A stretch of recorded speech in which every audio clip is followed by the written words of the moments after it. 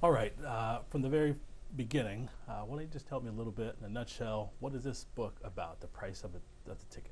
Well, the book is about many things, but primarily what it's about is an examination of black politics in the age of Obama. And one of the curiosities that really motivated me to write this book is actually a piece that was written in the New York Times Magazine during the summer of 2008. Um, and the title of the article was The End of Black Politics. And it provided this sort of generational explanation about why is it that you see this crop of black politicians who are running racially diffuse political campaigns. And so for someone who had been writing on these issues for more than a decade, I think I wanted to have my say. And so in this book, what it's really about is providing a historical context to the rise of Barack Obama and looking at the various campaign strategies that racially neutral black politicians have been using, and talk about the consequences of those strategies for present day black politics. Okay, so you would say it's more than about Obama, though. He's a central figure Yeah, that kind of instigated it, but it's about a lot more. it's a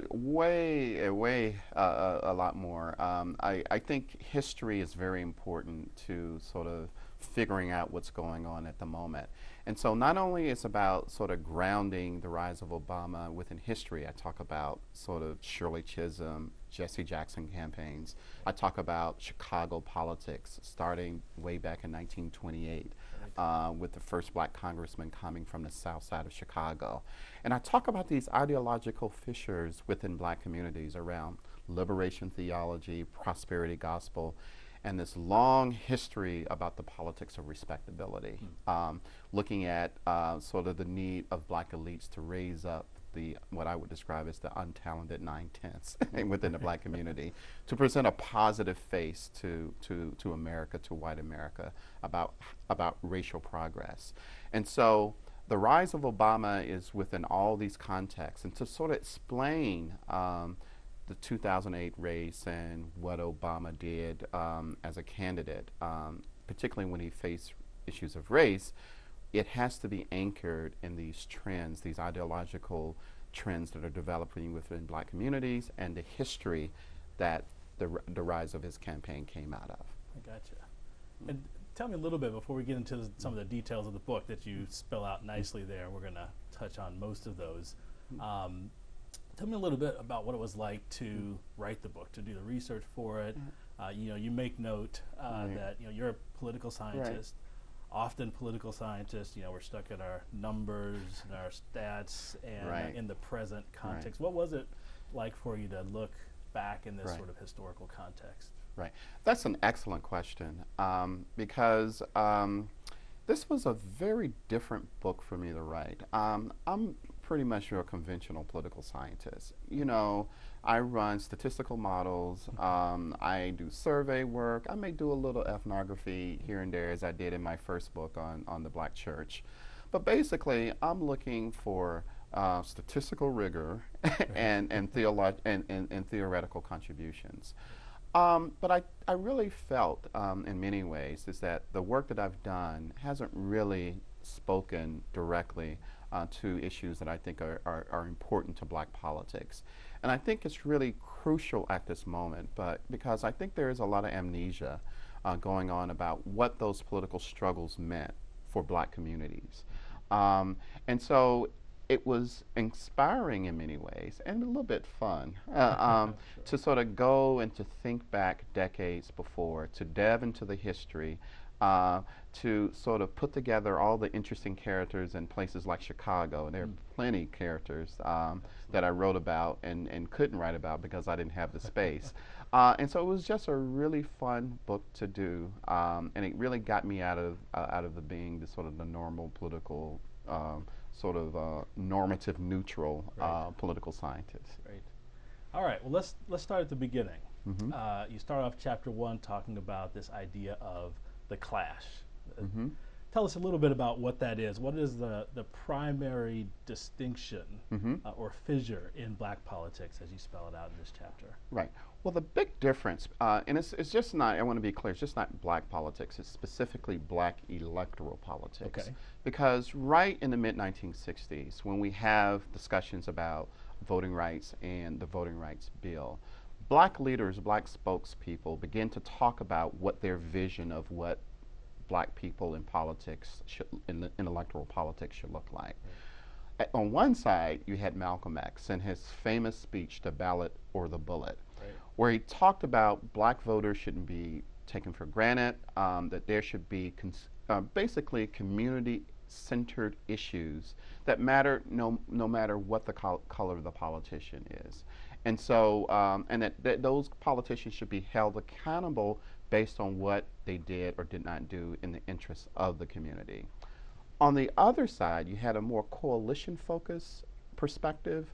Bayard Rustin, in a famous essay he wrote in the mid-1960s, From Protest to Politics.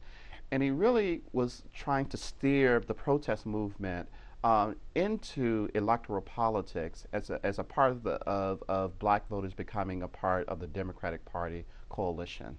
From Southern voters coming in and Northern black voters who are already pretty much electorally active within the political party. And so that vision of coalition politics included the idea that issues, concerns should be in many ways a universal perspective. And that blacks should join coalitions with labor movements, with sympathetic whites, with liberal religious organizations, to provide policies that would be very important. Not that he gave up on sort of anti-discrimination legislation and didn't see the importance of that, but this has been the big clash. And this clash, as we see in this first chapter, is in many ways crystallized with Shirley Chisholm running in 1972. Yes. And there's tensions between this independent black politics and its coalition focus, because she announces her campaign in Brooklyn at a church. I'm not the candidate of black folk. I'm not the candidate of women. I'm proud to be both. I'm here to serve the interests of the people. And so she was thinking in coalition terms, but when she went to, she didn't do very well. For just a minute. Sure. Because I want to ask you to back up for just a moment. Okay. One of the things that immediately catches my eye in this chapter is that backstory. So take us back to 1971, Chicago hotel room, where this meeting convenes. Right. Right. This is a fascinating story. It's almost like a mystery movie. What you have is a secret meeting that happens in Chicago, 1971. And you have black elected officials, Mayor Hatchard out of Gary, Indiana, first black mayor, major American city, is a part of this. Julian Bond, Percy Sutton, a staple in New York City black politics. Over 100 black elected officials meet outside of O'Hare, near O'Hare Airport, outside of Chicago. And what you have is that they have guards posted because they don't want the media involved. You have people ducking into elevators. And what they're doing is going there to deliberate on the need to run an African American for president. There's some people who are opposed to it. There's some people who are for it.